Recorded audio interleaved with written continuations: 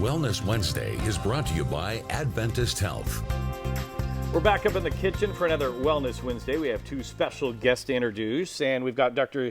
Jeet Manat with the Synchrony Medical Group, and we also have Sandra Ramirez, owner of Everbowl. Welcome to both of you. Hi, welcome. Thank you. A lot of great items on this table right now, a lot of healthy items as well. So first off, we'll start with you and talk about what we're going to make here today. Yeah, so today we're going to make my mom's famous Nopales salad. It's pretty much a cactus salad with lots of beautiful ingredients. As you can see here, it has the, our flag, Mexican flag, all the colors of the flag, very flavorful. And I don't know if you can smell it, but it smells delicious. It smells delicious. Yes. And before we came on air, this has been a recipe that's been around a long time. Absolutely, yeah. Nopales are actually been around for 9,000 years. Wow. And then they're also on our flag, our Mexican flag. So I'm really excited to make this here today for you guys for Mexican Heritage Month. Doctor, talk a little bit about the benefits of everything we see here on the table. I see a lot of colors. Yes, so colorful is good with the foods. The reds basically are more for the circulation.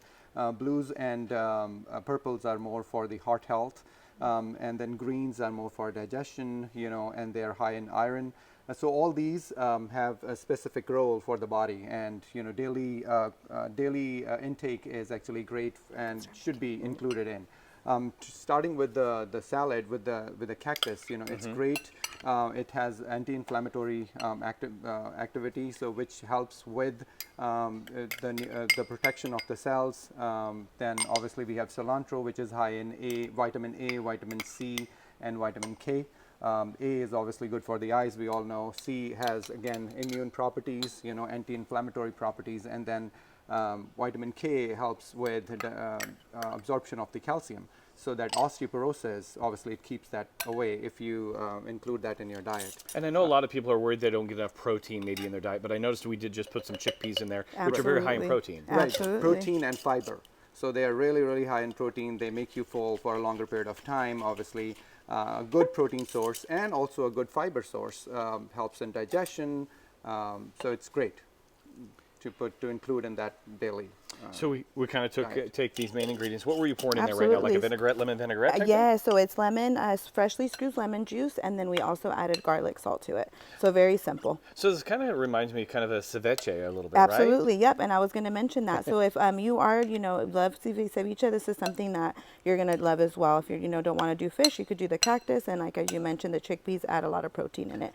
So as you can see, it just looks already so good and fresh. This is something that I love to have in the summer months, or honestly any time of the year. You can either enjoy this with some chips. You can just enjoy it just as a little appetizer that way. What I like to do though is I like to add it to a tostada.